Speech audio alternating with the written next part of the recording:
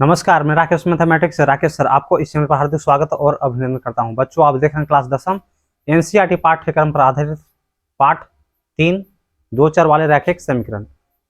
बच्चों, आज हम लोग पढ़ेंगे भाग 7 जो कि उदाहरण के प्रश्न है। उदाहरण आपका 4 है। देखते हैं प्रश्न क्या कह रहा है। ठीक है, ग्राफ द्वारा जांच कीजिए कि समीकरण युग्म x + 3y = 6 और 2x - 3y = 12 है ना, संगत है। मतलब ग्राफ के द्वारा बताना आपको बच्चों, है ना, ग्राफ के द्वारा आपको बताना है कि ये संगत है कि असंगत है। यदि ऐसा है तो उन्हें ग्राफ द्वारा हल कीजिए। ग्राफ द्वारा क्या करना है? हल करना है। तो बच्चों, बहुत प्रश्न आसान है। सबसे पहले यहाँ पे लिखेंगे हम लोग दो समीकरण जो दिया हुआ वो लिख लेते हैं। पहला आपको समीकरण है x + 3y = 6 है, ये आपका समीकरण 1 हुआ। और दूसरा जो समीकरण है बच्चों क्या है? 2x - 3y = 12 है। समीकरण आपका 2 है। और इसी दो समीकरणों की मदद से बच्चों क्या करना है? तो हमें ग्राफ खींचना है और ग्राफ के द्वारा ही बताना है आपको कि संगत है कि असंगत है। तो फटाफट इसको हम लोग सोल्व करना शुरू कर देते हैं। ठीक है, लिखते हैं क्या है? लिखते हैं बच्चों क्या? समीकरण 1 से चलते हैं। किससे चलेंगे? 1 से। 1 मेरा क्या कह रहा है? तो x + 3y = 6।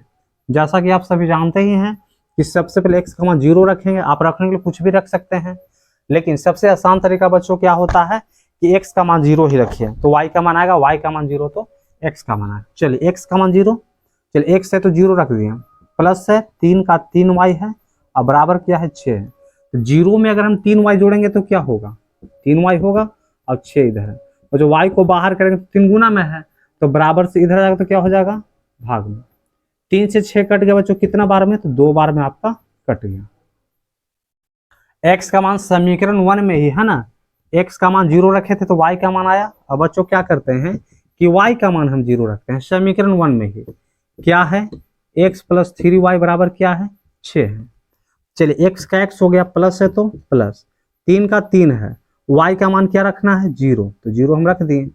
बराबर में यहाँ क्या है? 6। चलिए x प्लस 3 में अगर 0 से गुना करेंगे तो क्या होगा? 0 होगा और बराबर इधर आपका 6 है। और x में 0 जोड़ेंगे तो x होगा और बराबर आपका 6 है। तो यहाँ पे देख सकते हैं कि x का मान समीकरण 1 में 0 रखे थे तो y का मान 2 आया है, और y का मान 0 रखे हैं तो x का मान 6 आया है। बच्चों यहीं पे इसको क्या करते हैं? तालिका हम लोग बना लेते हैं, है ना, तालिका हम लोग बना लेते हैं। ये x से y है। चलिए x का मान 0 है, रखे हैं x का मान 0, तो y का मान कितना आया है? 2 आया है। अच्छा, y का मान 0, y का मान क्या? 0, तो x का मान क्या है? 6। चलिए, तो बच्चों ये जो तालिका बना आपका समीकरण 1 के लिए बना। अब हम लोग चलते हैं समीकरण 2 से, है ना। लिखते हैं बच्चों क्या? समीकरण 2 से। तो समीकरण 1 में जैसे क्या किए थे? x का मान 0 रखे थे तो y का मान आया, y का मान 0 रखे हैं तो x का मान 6 आया है। उसी प्रकार से क्या करते हैं समीकरण 2 में भी वही रूल को हम लोग अपनाते हैं। ठीक है, चलिए x का मान बच्चों 0 रखते हैं। चलिए 2 का 2 हुआ, x का मान क्या रखना है? 0 रखना है, x के जगह पे 0, माइनस का 3y और बराबर में यहाँ क्या है? 12 है। ठीक है, चलिए 2 में 0 से गुना करेंगे तो कितना होगा? 0 होगा। अब माइनस से 3y है और इधर आपका 12। 0 में से अगर 3y घटाएंगे तो बच्चों क्या होगा? तो -3y ही होगा ना, इधर आपका 12 है। अगर y को बाहर करेंगे तो -3 तो गुना में है, तो बराबर से इधर आएगा तो क्या हो जाएगा? तो भाग में हो जाएगा, कट गया। तो y बराबर आपका क्या आया? 3 से 12 कट जाएगा कितना बार में? -3 से 12 कटेगा बच्चों कितना बार में? तो -4 बार में। अब क्या करेंगे आगे बच्चों? क्या करेंगे? तो y का मान 0 रखेंगे तो x का मान आएगा। चलिए आगे चलते हैं। तब तक यहाँ पे बच्चों क्या करते हैं, इसको हम लोग साफ कर लेते हैं, तब तक आप लोग भी इसका स्क्रीनशॉट ले लीजिए। तो बच्चों चलते हैं आगे हम लोग। ठीक है, तो समीकरण 2 में क्या किए बच्चों, है ना, समीकरण 2 में क्या किए कि x का मान 0 रखें तो y का मान -4 आया। अब क्या करते हैं कि y का मान 0 रखते हैं। चलिए y का मान क्या रखते हैं? 0। समीकरण 2 में ही क्या है? समीकरण 2 तो 2x माइनस 3y = 12 है ना, 2x - 3y = 12 है। ठीक है, चलिए तो 2x का 2x माइनस है तो माइनस कर दिए, 3 का 3। अच्छा y का मान क्या रखना है, 0 रखना है। इधर आपका क्या है, 12 है। 2x माइनस 3 में अगर 0 से गुना करेंगे तो कितना होगा, 0 होगा। इधर आपका 12 है। 2x में से 0 घटाना है बच्चों, मतलब कुछ ना घटाना है, तो 2x का 2x ही रहेगा ना। इधर आपका 12 हुआ। अच्छा 2 हम देख रहे हैं गुना में है, तो गुना से अगर इधर आएगा तो भाग में हो जाएगा, तो x को बाहर करेंगे तो 12, 2 भाग का मतलब बच्चों क्या, यहाँ पे नीचे आ जाएगा। और 2 से 12 कट गया 6 बार में, ठीक है। तो इसका भी क्या करते हैं हम लोग, एक तालिका बना लेते हैं समीकरण 2 के लिए भी। ये x आपका y है। चलिए तो x का मान हम क्या रखे थे, तो 0 रखे थे। तो y का मान क्या है, तो -4 आया है। चलिए y का मान हम क्या रखे हैं बच्चों, तो 0 रखे हैं। x का मान क्या है, 6 आया। बच्चों ये रहा समीकरण 2। और हम लोग यहाँ पे तालिका 1 बना और यहाँ पे समीकरण 2 का तालिका बना। तो समीकरण 1 का तालिका और समीकरण 2 का तालिका से बच्चों हम लोग क्या करते हैं, फटाफट से हम लोग ग्राफ खींच लेते हैं, ठीक है। चलते हैं आगे बच्चों, हाँ देखते हैं, है ना। चलिए तो आपको ये समीकरण 1 का तालिका प्राप्त हुआ और बच्चों ये आपको समीकरण 2 का तालिका प्राप्त हुआ। और इन्हीं 2 तालिका की मदद से हम लोग क्या करते हैं, तो हम लोग, है ना, ग्राफ खींच लेते हैं। तो यहाँ पे क्या देख रहे हैं, 2 है, 4 है, 6 है। तो अर्थात हम क्या करते हैं कि 2-2 का अंतराल लेकर के एक हम लोग 2 अक्ष निर्धारित करते हैं। तो आपको तो पता होगा, है ना, कि बच्चों ये जो होता है आपका x अक्ष हुआ, और ये जो होता है बच्चों क्या होता है, y अक्ष होता है। ये आपका x होता है, इधर आपका -x, ये y हुआ और -y हुआ, है ना। इसको हम लोग क्या करते हैं कि 2-2 का हम लोग अंतराल बच्चों रख लेते हैं, 2-2 का अंतराल। तो 2 4 6, 2 4 6, 2 4 6, 2 4 और 6, ये आपका माइनस में, ये भी आपका माइनस में होता है। चलिए फटाफट हम लोग क्या करते हैं, ग्राफ हम लोग खींच लेते हैं। पहले देख रहे हैं x का मान 0 है, कहाँ 0 है बच्चों, क्या है ना, ये 0 आपका है, ठीक है। और कहाँ तक चलना है, तो y का मान 2 तक। y का मान 2 है, y का मान 2 कहाँ है, तो यहाँ है।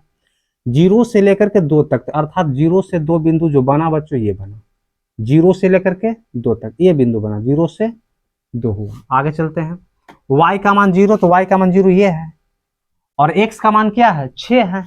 तो y का मान 0 ये है और x का मान 6, तो x का मान 6 है कहाँ, तो यहाँ है। अर्थात हमको यहाँ से लेकर कहाँ तक चलना है, यहाँ तक। तो यहाँ पे 6 से हम क्या लिख लेते हैं, 0।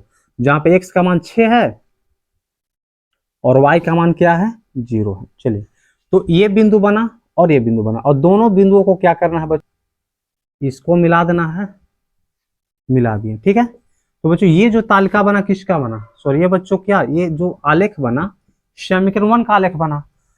अब हम लोग आते हैं समीकरण किस में, समीकरण 2 का तालिका में। अब x का मान 0 है ना, x का मान 0 यहाँ है, और कहाँ तक चलना, तो y का मान -4 तक। x का मान 0, y का मान -4 तक, किधर -4 है, तो यहाँ पे देख सकते हैं -4 आपका ये हुआ बच्चों। तो यहाँ लिख देंगे 0 से -4, ये बिंदु बना, ठीक है। चलिए अच्छा y का मान 0 कहाँ है, तो यहाँ है, और x का मान 6 है, तो x का मान 6 यहाँ है, यानी कि ये बिंदु बना। तो ये बिंदु, दोनों बिंदु को क्या कर देंगे, ये बिंदु और ये बिंदु, दोनों बिंदु को क्या करना है, हमको मिला देना है। चलिए ठीक है, तो मिलाने के बाद बच्चों क्या हम देख पा रहे हैं, क्या हम देख रहे हैं, ये आपका समीकरण 2 का है।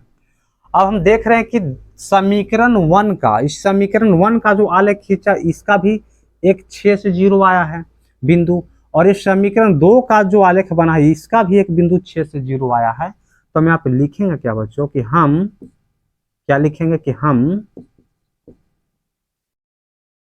देख पा रहे हैं कि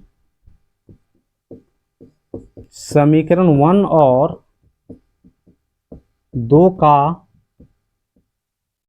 आलेख, है ना, समीकरण 1 और 2 का, 2 है ना, समीकरण 1, हाँ 1 और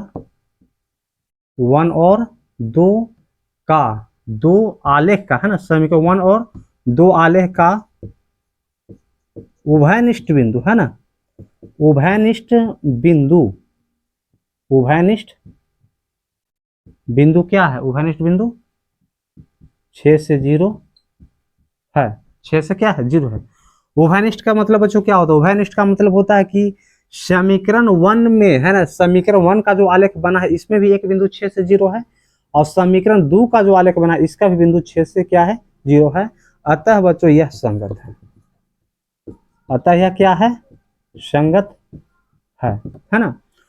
तो इस प्रकार से बच्चों हम लोग देख रहे थे भाग आपका 7 था, और ये था आपको उदाहरण के 4, उदाहरण 4 का बच्चों ये प्रश्न था आपको।